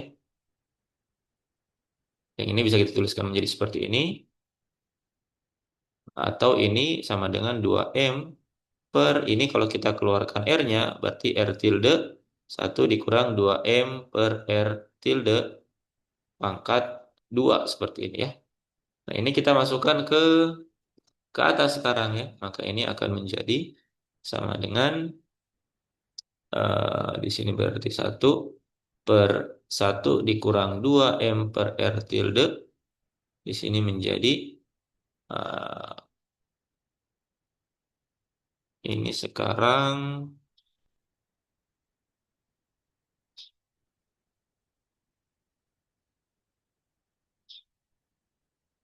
menjadi ini ya. Menjadi 2M per ini menjadi kuadrat. Ini kita pisahkan R1 dikurang 2M per R tilde kuadrat dikali dengan 1 dikurang 2M per R tilde. Ya, oke. Nah, yang ini bisa kita coret 1 ya. Nah, di sini yang tadi kesalahan saya kira. R tilde-nya menjadi kuadrat di sini. Maka ini akan sama dengan 1 per 1 dikurang 2M per R tilde dikurang ini menjadi 4M kuadrat. Ini menjadi R tilde kuadrat. Ini 1 dikurang 2M per R tilde. Oke, kita sudah hitung. Dan ini tinggal kita selesaikan ya. Kita samakan penyebutnya. Maka ini kita kalikan dengan R tilde kuadrat. Ini juga kita kalikan dengan R tilde kuadrat ya. Maka akan sama dengan R tilde kuadrat dikurang 4M kuadrat dibagi dengan R tilde kuadrat 1 dikurang 2M per R tilde kuadrat ya. Nah, ini yang tadi bisa kita ubah menjadi kuadrat sempurna ya. Ini bisa kita ubah atau kita keluarkan dulu R tilde kuadratnya. Maka ini akan menjadi R tilde kuadrat 1 dikurang 4M kuadrat per R tilde kuadrat dibagi dengan R tilde kuadrat 1 dikurang 2M per L tilde kuadrat ya. Ini kita gunakan tadi sifat kuadrat sempurna ya. Yang di atas tadi mana? Yang ini ya. Ini sebagai A kuadratnya, ini sebagai B kuadratnya. Maka kita akan dapatkan sekarang ini menjadi, ini bisa kita coret. Yang suku atas menjadi 1 dikurang 2M per R tilde. Ini 1 ditambah 2M per R tilde. Dibagi dengan 1 dikurang 2M per R tilde. Ini bisa kita coret, berarti ini tinggal menyisakan 1 ditambah 2M per R tilde ya. Nah, yang ini itu adalah suku bagian radialnya ya. Ini suku yang bagian radialnya. Sehingga sekarang suku ini ditambah suku yang ini itu sama dengan menyisakan satu suku saja yang di bawah. Oke. Nah, kita sudah dapatkan sekarang. Maka kita dapatkan bentuk ds kuadratnya sekarang tereduksi menjadi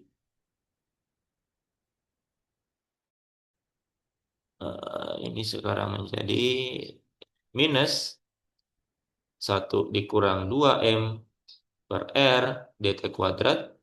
Kemudian bagian dr-nya, dr tilde-nya, yang ini digabungkan dengan yang ini, ya, itu sama dengan yang ini ya, bagian dr kuadrat ini tilde ya, sama ditambah 1 ditambah dengan 2M per R kuadrat dr tilde kuadrat, kemudian plus minus itu bagian suku silangnya ya, ini ditambah dengan bagian spasialnya. Oke. Berarti kita dapatkan di sini sama dengan plus minus 4M per R dr dt ditambah dengan R kuadrat d omega kuadrat. Nah, inilah sekarang bentuk ds kuadratnya setelah kita transformasi. Ya, jadi setelah melakukan transformasi koordinat pada T dan R menjadi T tilde dan R tilde, itu kita eh, dapatkan bentuknya sekarang menjadi seperti ini. Sorry, ini tilde ya. Ini tilde semua. Tilde semua. Nah, sekarang karena di sini semuanya T dan R-nya tilde, R tilde dan tilde, kita bisa meredefinisi T tilde dan R tilde-nya menjadi R dan T saja ya, untuk mempermudah penulisan. Karena dia merupakan dummy ya, dummy index. Kita transformasi tadi dari apa? DR DR menjadi DR tilde dan DT menjadi DT tilde.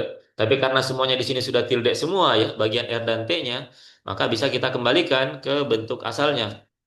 DT tilde kembali kita transformasi menjadi T kembali ya, yang R tilde juga kita kembalikan ke R tilde. Jadi ini boleh kita tuliskan kembali, kita redefinisi ulang bagian T tilde dan R tilde-nya, maka ini bisa kita hapus semua tilde-nya sekarang ya. Karena semuanya sudah R tilde dan T tilde. Nah, sekarang kita lihat di sini bentuk komponen dari elemen jaraknya itu dia sudah berubah ya. Sekarang kita uji coba kembali radius Schwarzschildnya ya. Kita punya tadi radius Schwarzschild yang awalnya kita anggap sebagai titik yang singular ya.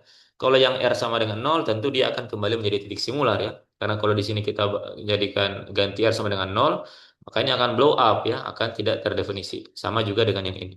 Tapi kalau kita gunakan R sama dengan 2M, radius Schwarzschildnya, kalau kita masukkan di sini, maka ini adalah komponen G00. G00-nya itu akan sama dengan nol ya.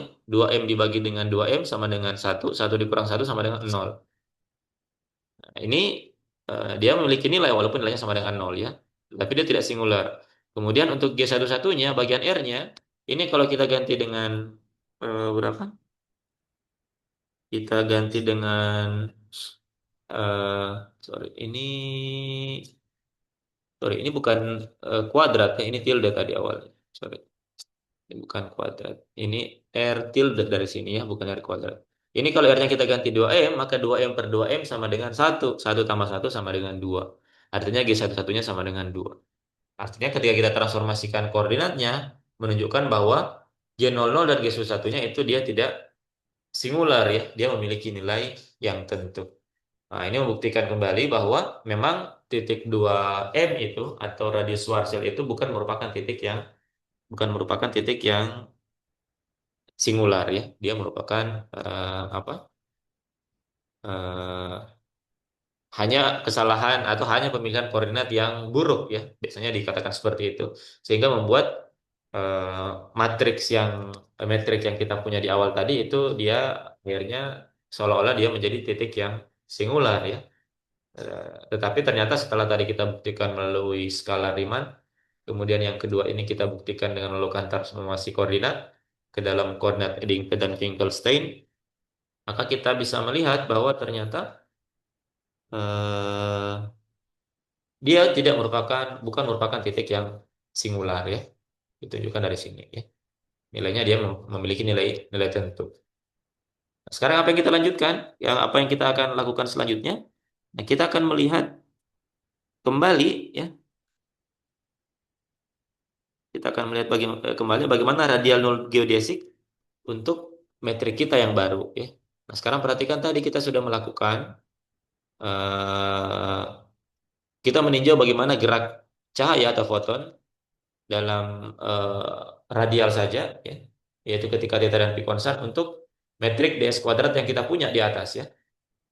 Kita terapkan ds kuadratnya sama dengan nol, kemudian bagian theta dan pi-nya konstan. Sekarang kita punya bentuk metrik yang baru ya. Nah, kita mau lihat bagaimana bentuk gerak dari cahaya melalui metrik tersebut ya, metrik yang baru tersebut. Maka kita kembali meninjau dari metrik ini, itu adalah radial nul geodesiknya itu seperti apa. Nah, kembali kita terapkan berarti di sini ds kuadratnya kembali sama dengan nol, kemudian theta dan pi-nya itu dia konstan ya. Kalau dia konstan berarti suku omeganya, d omeganya itu akan sama dengan nol ya. Berarti yang tersisa hanya bagian ini, tiga suku ini, dan ds kuadratnya sampai dengan nol ya. Maka kita akan punya persamaan sekarang. Berarti nol itu sama dengan minus satu dikurang 2M per R dt kuadrat ditambah dengan satu ditambah 2M per R dr, sorry ini dr kuadrat di sini, dr kuadrat plus minus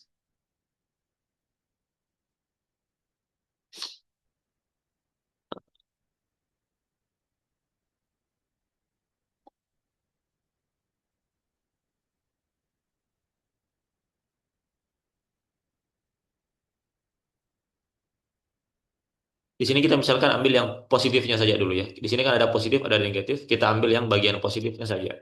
Kita coba dulu untuk yang bagian positifnya saja.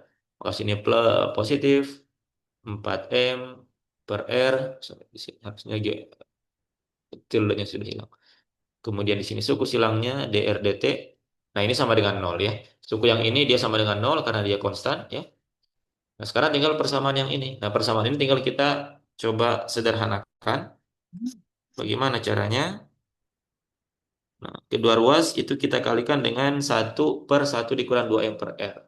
Jadi kedua ruas itu kita kalikan atau kita bagi dengan satu dikurang 2M per R seperti ini ya. Sehingga suku yang ini, suku yang pertama, satu dikurang 2M per R dt kuadrat. Kita bagi seperti ini ya. Kita bagi kedua ruas dengan satu dikurang 2M per R dt kuadrat. Maka ruas suku yang pertama ini akan sama dengan minus satu ya, karena ini akan saling cancel. Maka ini sama dengan nol, ini minus satu. Suku yang ini itu akan menjadi ditambah satu ditambah 2M per R dibagi satu dikurang 2M per R dikali dengan dr per dt kuadrat. Kemudian suku yang ini itu akan menjadi 4M per R dibagi dengan satu dikurang 2M per R. Di sini dr dt per dt kuadrat, dt-nya tercoret satu berarti tinggal dr dt saja. Dr dt dibagi dengan dt kuadrat menghasilkan dr dt. Nah, ini bisa kita sederhanakan sekarang ya. Perhatikan suku yang ini, bagian yang ini itu bisa kita nah ini kalau kita kalikan R per R ya, suku ini kita kalikan dengan R per R ya. Ini boleh ya, ini kan sama dengan satu. Ya, kemudian yang ini R-nya ini kita masukkan kalikan ke dalam ya.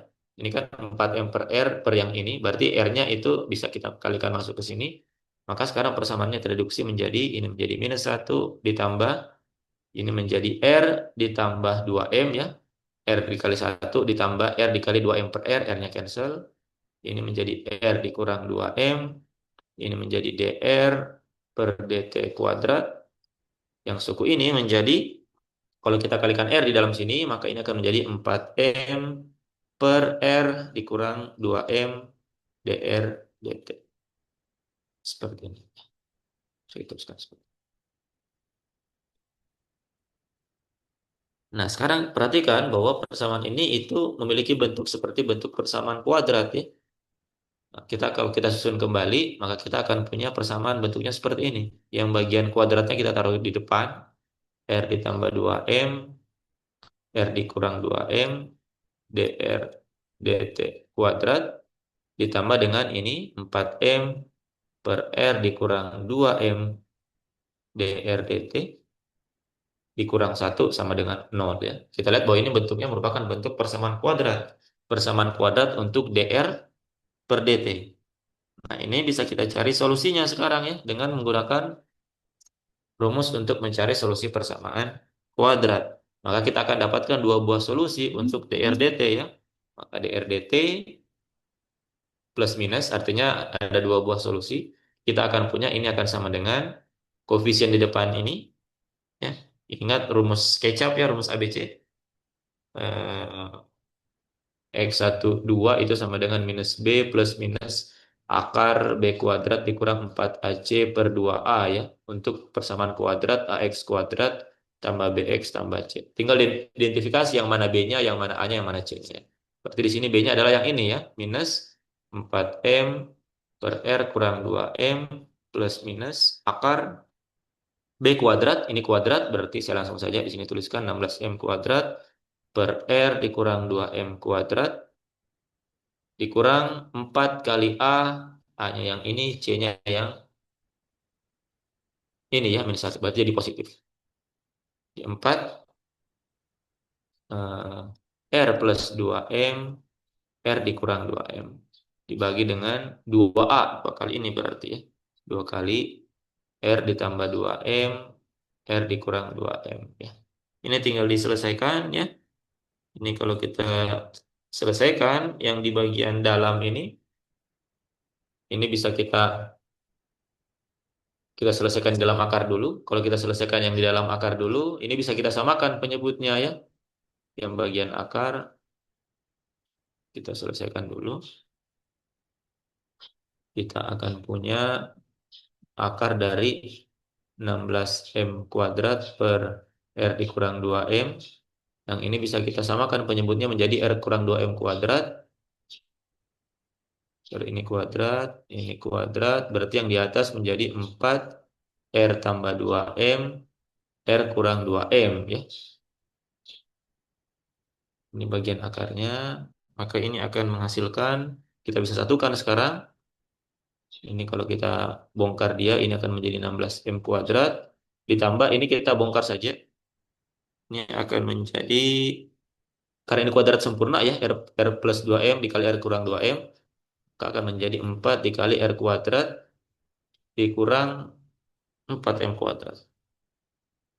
Dibagi dengan R dikurang 2M pangkat 2. Nah, ini berarti suku yang ini akan cancel dengan yang ini ya. Ini kan 4 dikali minus 4M kuadrat. Berarti sama dengan akar dari R kuadrat per R dikurang 2M kuadrat. Atau sama dengan akarnya bisa cancel R per R dikurang 2. Ini di bagian akarnya. Maka sekarang ini menjadi minus 4M per R dikurang 2M plus minus yang ini R plus R kurang 2M dibagi dengan 2 kali R plus 2M dibagi dengan R kurang 2M. Artinya R kurang 2M-nya bisa saling cancel semua ya. Ini cancel, cancel, cancel. Maka tinggal menyelesaikan dr dt plus minus itu sama dengan minus 4M plus minus R. Hah? Sebentar.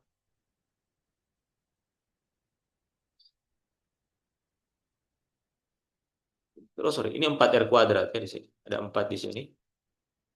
Ini 4R kuadrat ya. 4 berarti di sini harusnya jadi 2R. 2R, ini 2R. Ya. Minus 4M plus minus 2R dibagi dengan ini tinggal menyisakan 2R plus 2M. Ya. 2R plus 2M. Atau sama dengan minus 4M. 2-nya bisa keluar ya.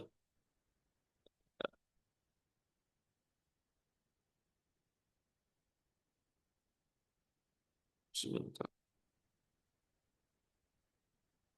Kalau 2-nya bisa keluar berarti minus 2. Ini minus 4. Sorry, minus 2M plus minus R. Yang di bawah juga 2. 2M-nya bisa kita tukar. 2M plus R ya. Jadi sering cancel. Sekarang kita punya dua solusi ya. Maka kita akan punya dr dt plus. Itu kita ganti plus ini. Berarti kita punya minus 2M plus R plus dibagi dengan 2M plus R. Berarti ini ya, sudah seperti ini ya. Atau kalau kita tukar ini sama dengan R dikurang 2M dibagi dengan R plus 2M. Ini solusi yang pertama untuk solusi yang positif. Kemudian solusi negatifnya untuk yang dr dt minus itu sama dengan minus 2M dikurang R plus bagi dengan 2M plus R.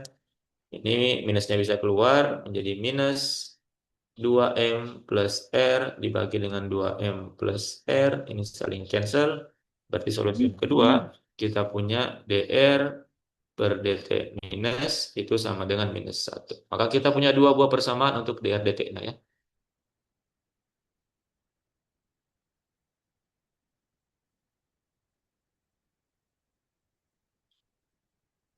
Ini mana? Yang ini. Dan kita punya yang ini ya. Nah, inilah yang akan kita plot nanti ya, sebagaimana yang kita lakukan plotting di atas tadi ya. Kalau yang tadi itu kita punya hanya satu persamaan saja ya, yang ini yang kita plotting, kita cari solusi T-nya. Nah, yang ini kita ada dua solusi T-nya nanti ya. Ada dua solusi T-nya. Tergantung yang mana yang positif atau yang negatif ya. Kita ambil yang positif dulu. Untuk yang positif, berarti yang positif tadi itu yang menyangkut apa tadi? Eh, outgoing ya, outgoing. Kalau outgoing berarti kita punya solusi drdt sama dengan R dikurang 2M per R ditambah 2M. Maka kita punya dt itu sama dengan R plus 2M dibagi R dikurang 2M dr. Nah, ini tinggal kita integralkan kedua ruas. Maka kita akan dapatkan ini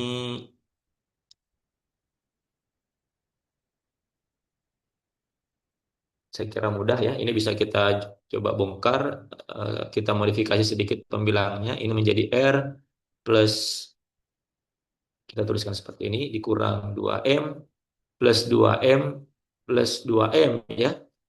Ini sama ya. R plus 2M, kemudian di tengahnya kita tambah minus 2M tambah 2M. Ini kan sama dengan 0 ya, maka dia akan kembali ke sini. Ini dibagi dengan R dikurang 2M dr. Ini bisa kita pisahkan. Ini sama dengan integral dari R dikurang 2M plus dibagi dengan R dikurang 2M dr ditambah ini 2M tambah 2M menjadi 4M ya. Integral 4M per R kurang 2M dr.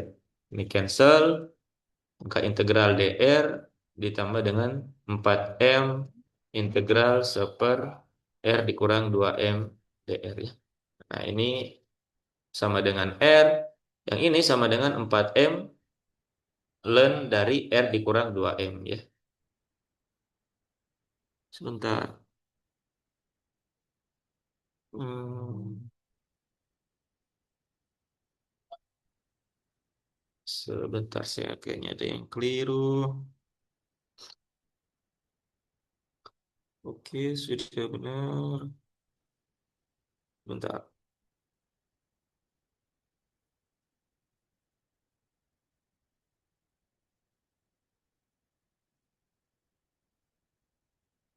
Oke.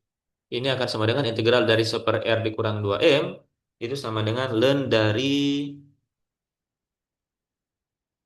R per 2M kurang 1. Ini bisa kalian coba hitung sendiri. Saya kira tidak terlalu susah. Sama dengan R per 2M dikurang 1 ditambah dengan konstanta. Sebut saja K1. Maka ini solusi untuk T yang pertama.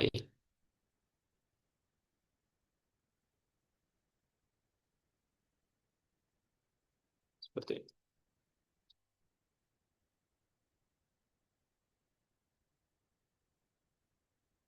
Kemudian kita punya solusi yang kedua, itu untuk yang outgoing, yang kita pilih yang negatif ya, solusi yang negatif, dr/dt sama dengan minus minus 1. Untuk yang negatif, kita punya dr/dt itu sama dengan minus 1 ya. Berarti dt itu sama dengan minus dr.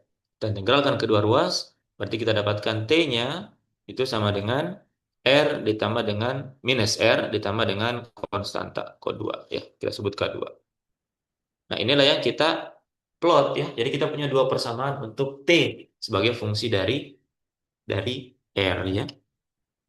Nah, ini juga bisa kita visualisasikan dengan menggunakan apa? eh, aplikasi ya. Di sini juga saya sudah coba visualisasikan melalui Python. Kita coba lihat. Sebentar,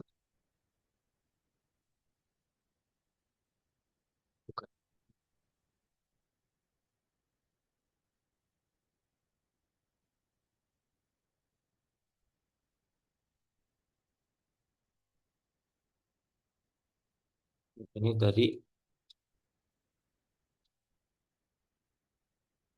ini kita coba visualisasikan ya. Kita punya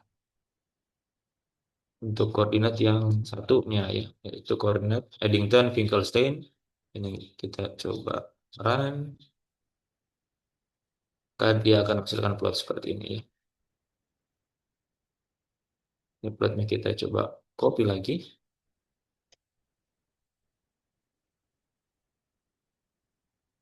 kita copy ke file kita.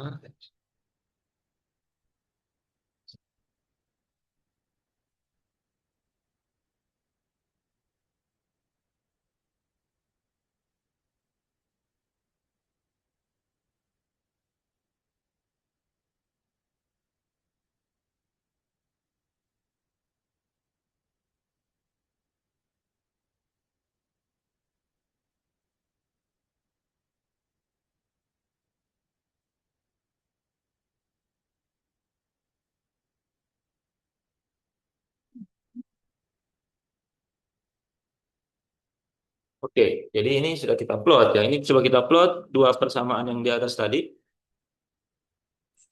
dua persamaan solusi untuk T ya sebagai fungsi fungsi R.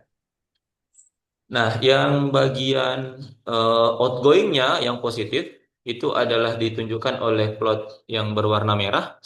Kemudian yang warna biru itu adalah plot yang untuk yang minus atau yang ingoing ya. Yang outgoing maksudnya cahaya itu ingin keluar menjauhi radius Schwarzschild. Yang ingoing artinya cahaya dari luar ingin mendekati apa? Ingin mendekati radius Schwarzschild tersebut.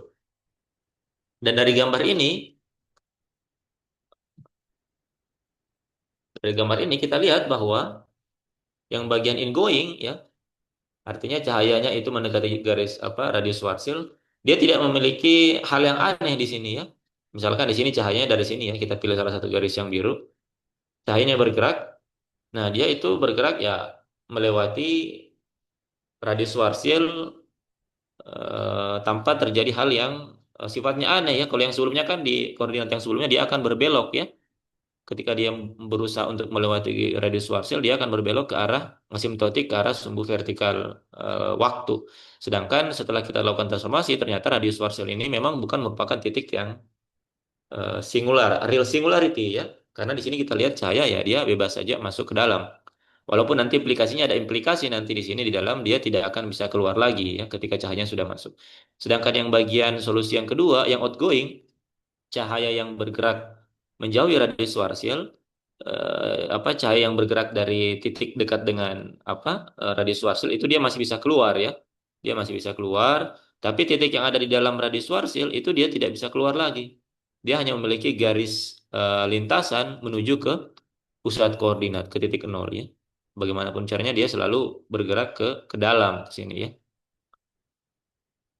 Nah, sekarang perhatikan bahwa perpotongan antara dua buah solusi ini itu membentuk apa yang disebut sebagai kerucut kerucut cahaya ya.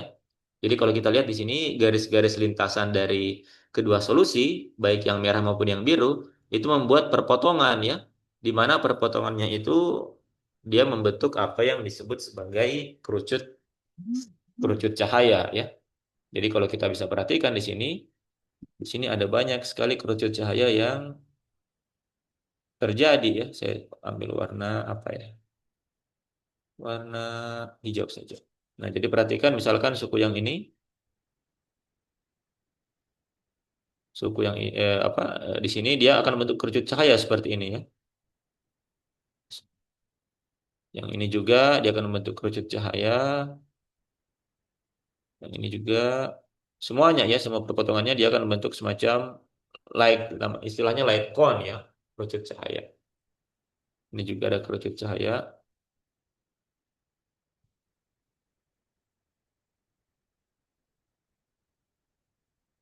Seperti ini, ya. Nah, seperti itu. Begitupun di dalam radius Schwarzschild ya, dia juga membentuk perpotongan-perpotongan ya. Kita lihat di sini kita ambil warna biru saja ya. Di sini juga membuat perpotongan ya. Dia punya radius apa? Dia mempunyai kerucut cahaya di sini ya. Di sini juga dia punya.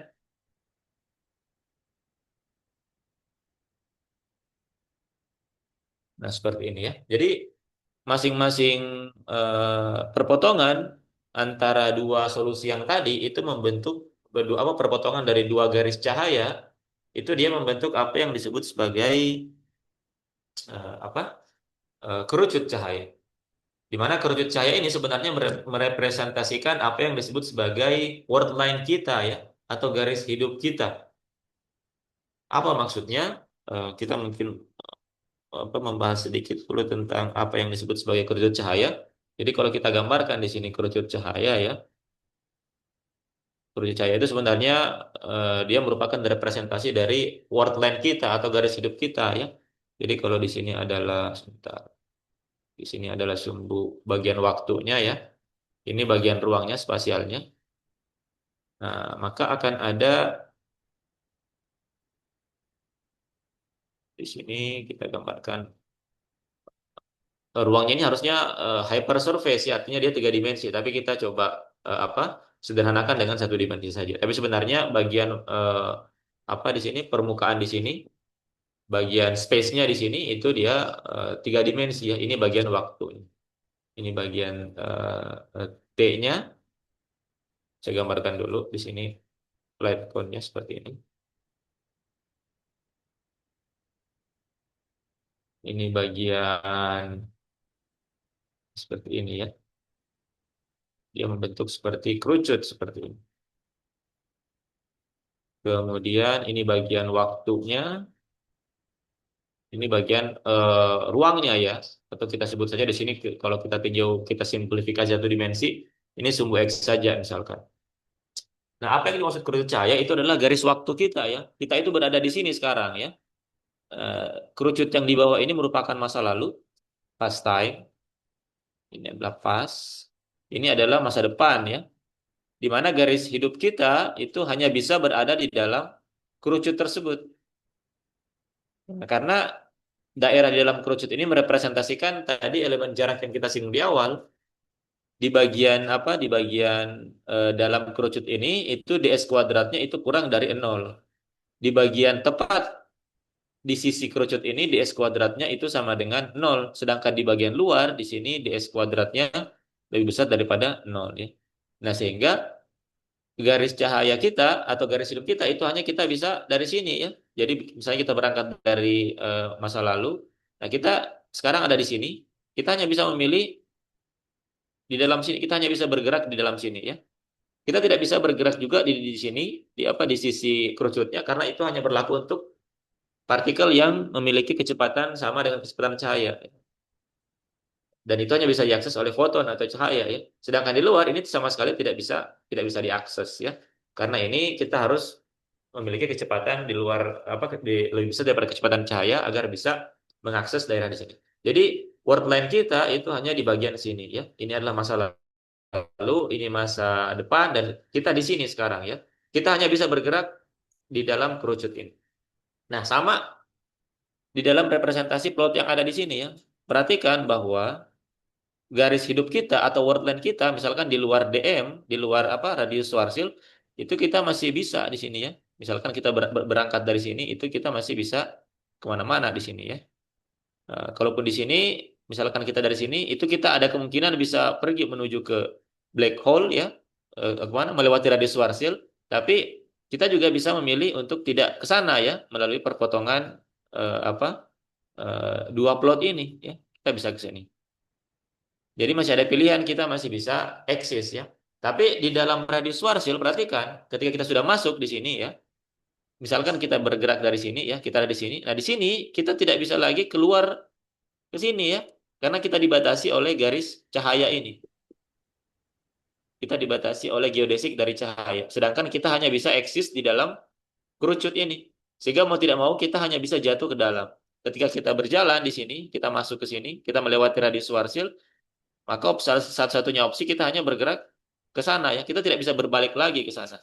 Karena dibatasi oleh geodesik dari cahaya ini, perpotongan dari geodesik cahaya. Begitu juga dengan kerucut yang lain. Sedangkan di luar dari radius Schwarzschild itu kita masih bisa ya. Walaupun kita bisa masuk ke dalam, kita masih tetap bisa memilih lintasan keluar ya yang tidak masuk ke dalam radius radius Schwarzschild. Nah, jadi itulah yang menjadi fisis dari radius Schwarzschild itu sendiri. Jadi dia seolah-olah menjadi batas di mana ketika kita melewati batas tersebut, maka kita tidak bisa lagi keluar. Baik cahaya sekalipun ya. Karena kalau kita lihat di sini garis cahaya ini kan garis cahaya adalah plot dari kerucut apa sisi-sisi kerucut ini adalah solusi dari dua persamaan di atas tadi. Itu arahnya selalu menuju ke pusat ya, ke pusat titik nol. Kalau yang ini dia masih bisa keluar ya. Kalau cahaya masih bisa keluar, walaupun ada garis cahaya yang menuju ke dalam, tapi dia masih bisa keluar di sini. Yang garis warna pink. Kita pun masih bisa keluar ya, karena kita masih bisa bergerak di dalam kerucut cahayanya. Jadi misalkan di sini kita masuk ke sini, kita masih bisa keluar ke sini ya. Tapi kalau di sini kita sudah tidak bisa keluar lagi karena kita dibatasi oleh garis cahaya ini. Jadi ketika kita masuk ke dalam daerah di dalam radius Schwarzschild, maka satu-satunya lintasan yang bisa kita tempuh hanyalah menuju ke pusat apa? Ke pusat koordinat ya. Atau ke titik singularitas di mana R-nya sama dengan nol. Nah, garis yang ini radius Schwarzschild itu biasa juga disebut sebagai event horizon ya atau horizon peristiwa. Atau kalau kita bisa coba ambil maknanya, dia merupakan batas di mana kita bisa melihat sesuatu itu, peristiwa itu terjadi ya. Melewati garis horizon ini, maka kita tidak tahu lagi apa yang terjadi. Jadi ketika kita masuk melewati radius Schwarzschild, maka kita tidak bisa lagi mengirimkan informasi keluar dari radius tersebut ya. Kita hanya bisa bergerak terus ke dalam ya. Kalau masih di luar kita masih bisa ya, walaupun ada tarikan gravitasi yang sangat besar. Tapi ketika kita melewati radius Schwarzschild, maka satu-satunya lintasan yang bisa kita tempuh itu hanya menuju ke dalam pusat koordinat, ya, seperti itu. Nah, itulah fisis dari black hole ya, dimana kalau kita lihat gambaran dari apa eh, plot ini, maka kita bisa menyatakan bahwa black hole itu adalah suatu titik singular, ya, suatu titik singular yang dilingkupi oleh event horizon, ya, di mana dia dilingkupi oleh event horizon. Seperti ini kalau kita coba gambarkan ya secara visual ini adalah black hole ya yang di tengah ini dan ini adalah radius Schwarzschildnya ya bagian ini adalah radius Schwarzschildnya yang ini adalah R di mana RS ya di mana RS itu sama dengan 2 M ya atau 2 GM. Nah, ketika kita bergerak di sekitar radius Schwarzschild ini, maka kita masih bisa keluar ya. Tapi ketika kita sudah masuk ke dalam di dalam radius Schwarzschild, maka kita tidak akan bisa lagi keluar ya. Tidak ada lagi informasi yang bisa keluar karena tarikan gravitasi yang sangat sangat besar.